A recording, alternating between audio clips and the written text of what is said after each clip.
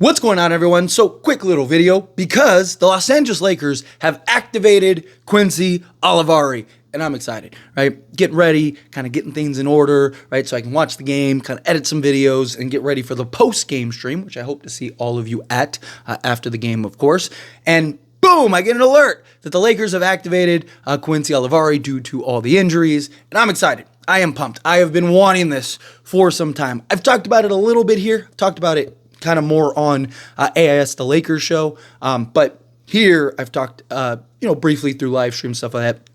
I'm excited for this because he's a guy I really want to see, right? We've seen him do it on every level, right? We've seen him do it in college. We've seen him do it in summer league. We've seen him do it in preseason against the Phoenix Suns and their starters and their key bench guys. And then we've also seen him do it in the G League. But that's not the same thing as regular night in and night out action, right? It's not the same thing. Like, we've seen plenty of guys have a great game or a great stretch or a great moment. I want to see what can he provide? What can he do? I mean, we've even seen guys like Armel Traore, and obviously because we, short on big men, but it's just Gabe Vincent was utterly unplayable for like a large majority of the season, like 20 out of the 22 games, right? He had a nice game last game, even though he missed the assignment that ended up losing us the game, but nonetheless, right, he's essentially been bad.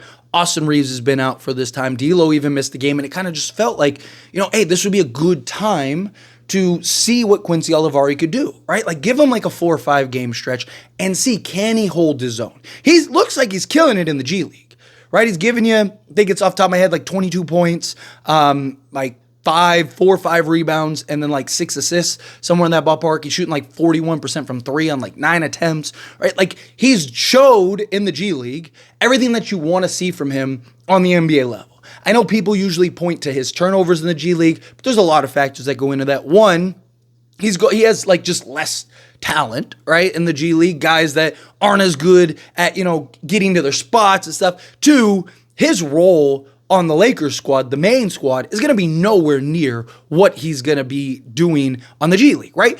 He is the guy. He usually has the ball in his hands. He's the guy that's responsible for making plays, getting guys set up, getting guys looks, as well as generating, creating for himself, right? He's not going to be asked to do that on the main roster, right? Like, Gabe Vincent isn't even asked to do that on the main roster. He would be coming in and playing the Gabe Vincent role, be that point of attack, apply some athleticism and some ball pressure on the opposing teams, right? Give us some athleticism out on the perimeter. Can you give us some defense? Yes, we probably need him to initiate the offense, but this isn't a style offense where he's going to have the ball in his hands and he's going to be doing all this crazy stuff and we're going to need him to do X, Y, and Z. No, it's what Gabe Vincent does. Bring the ball up, initiate it to Anthony Davis or LeBron James or Austin Reeves or whomever, and then get to your spots, move without the ball, right? Be a cutter, be a guy that can spot up and knock down the 3 ball. Again, he's shooting 41% on like really good volume from 3-point range. It might even be more than 9 attempts a game. Might actually be like double-digit attempts. But I know at one point it was like 14, but I think it's gone down since then. Like I said, this was like an impromptu video. Usually I try to have like all my numbers and analytics, but the game is in like an hour. So I wanted to record this and get this up ASAP. So sorry, it's not as professional as it usually is. I'm just excited. Like, genuinely, I'm excited to see Quincy Olivari is actually, gonna get some run. Well, hopefully, right? He's active. That doesn't necessarily mean JJ Redick will play him. Doesn't necessarily mean that he'll actually get real run. But I genuinely believe, give him a look. Doesn't hurt, right? Worst case scenario, you play him 10 minutes and he's terrible and you just take him out, right? Like, but what if he's great? Also, another thing is, like, there's so much talk about trades, right? Which kind of piques my curiosity because there was an interesting D'Lo, I think it was a tweet or Instagram message that is now since been deleted, and now all of a sudden Quincy Olivari is getting some run. Is a trade coming? That's something interesting, but neither here nor there. I want to stick to Quincy, but to briefly cover the trade department, right? I would like to see what Quincy can provide now, right? Because he's looked at as a ready now player, a guy that can come in, be that point of attack, athletic guard, who can also knock down the 3 with efficiency, right? Be the swing man, keep the pass going, all that stuff. Beautiful. Chef kiss, right? But I want to know, can he do it on a nightly basis in, a reserve role. No one's asking him to play 40 minutes a game. Can you do it in, 15, 20 minutes a game, right? Play that role. I want to know now before we pull off trades, because any big trades, any big swings that we do, we're probably giving up multiple guys for, 2 or 3. Right, it's probably like a 5-for-3 swing, right, when all is said and done. So you're probably going to need a spot or two. Also, if you're trading D'Lo and you're trading Gabe Vincent, you kind of have a need for another initiator, another playmaker, right? Like, yeah, you could go and bring in like an Elfrid Payton or something like that, or Jordan Goodwin, right? There's other options, but it would also be nice to see King Quincy, because Quincy is a better three-point shooter than both of those guys, or at least on paper, right? We don't know for certain, but from what we've seen, he should be a better three-point shooter. And what do the Lakers need? Three-point shooting.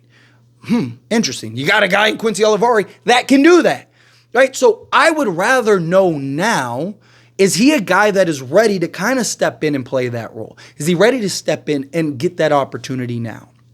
Or is he a little a ways? Even if he's a little a ways, that's fine. Again, he's a rookie. Yeah, he's an older rookie. He's, 23?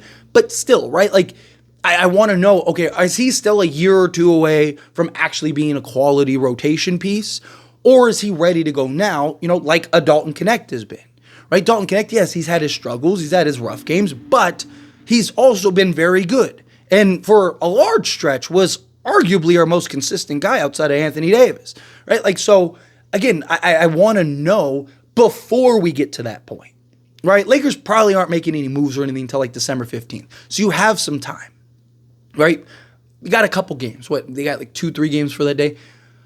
But I would like to know now, so when you do make those moves or you do make those trades or something ends up happening and developing, well, now you can go and pivot to, okay, let's bring in a Quincy, rather than like, okay, well, now let's see. Like, I want to already know.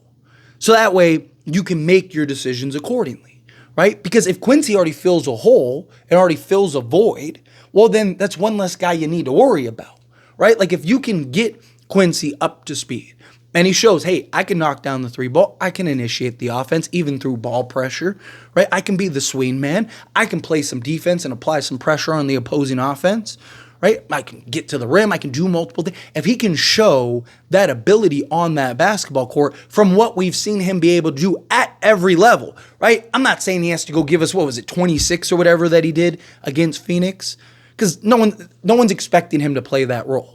Right, he's going to get a handful of shots a game, right? Like Gabe Vincent's averaging like 4 attempts a game, something like that. Like that's what Quincy's getting, and it's probably all going to be threes. Like he could go perfect 4-4, and he'd only give you 12 points. Realistically, you're looking for him to come in, give you around 6 points a game average, but be a defender, be that point of attack, initiate in the offense, do those things. If he shows and you already know, well then now if you need another piece, let's say you need 2 roster spots. Let's say you get down to 12 guys, right? And it's like, okay, well we have to at least get to 14. Okay, let's bring Quincy in, let him get some burn, let him get some run. Man, we could really use a 3-and-D wing or something, right? So, maybe a Torrey Craig or somebody gets bought out, right? Something like that when you get closer to the buyout market. Because I don't think everything's going to happen on the 15th, right? I think most things will happen between now. I think you might get like that, like the Rui trade. Remember, like Rui, we ended up getting Rui, and then the big trade came at the deadline. Kind of could see something like that. So that's my point, right? Like say Torrey Craig or somebody like that ends up getting bought out by like a Chicago. And then you can just go and sign him, bring him on, right? And it's like, rather than like, okay, well, we need a guard, right? Like if you already get the answer out of the way, then you're good. So I do think that this is a real opportunity for Quincy Olivari. I'm excited to see what the kid can bring and what he can do at an NBA level, because this is like, a game. Look, I know it's Portland, right? I know people are going to be like, it's Portland. It's not, if it was Boston or something. Like, he's got to start somewhere, for one, and two, still an NBA team, right? Portland has beaten some good teams this season. Portland, like, hasn't lost to Minnesota, right, this season, I don't believe, right? And Minnesota just ran through us, right? So, again, like, this is still NBA teams, NBA talent. And if you were ever going to get him his first burn, his first run to kind of get into the swing of things, it would be against a team like Portland, right? Because it's like, if he can't hold his own against, Scoot Henderson, right? Like, he's going to get torched by like the SGAs and stuff of the world, right? But if he holds his own, and even if he has a rough game, it's like, what is he contributing to? Like, I really want to gauge what is he doing on the basketball court outside of scoring. Even if he goes like 0 of 4 from 3, I don't even know if he'll even get, more than like 2 attempts. But like, let's say he gets a couple attempts, right? Even if he misses them all, is he playing good defense? Is he hustling? Is he rebounding, right? Like, I want to see the dirty work. But anyways, as always, this is a discussion, and I pass a question on you. Let me know your thoughts and opinions down in the comments below. What do you think? How do you feel? What are your thoughts? Are you as excited as I am about Quincy Olivari getting to potentially play? He's active. That doesn't mean that he'll actually play. But are you excited for that? Or are you not? Are you in between mixed? However you feel, whatever your thoughts are, I'd love to hear it. So let me know down in the comments below. That being said, if you haven't liked this video, hit that like button. Helps me a lot. So we enjoy these types of videos, and I truly appreciate it. Not subscribe channel, hit that subscribe button. Turn on the bell notifications. Appreciate y'all. See you in the next one.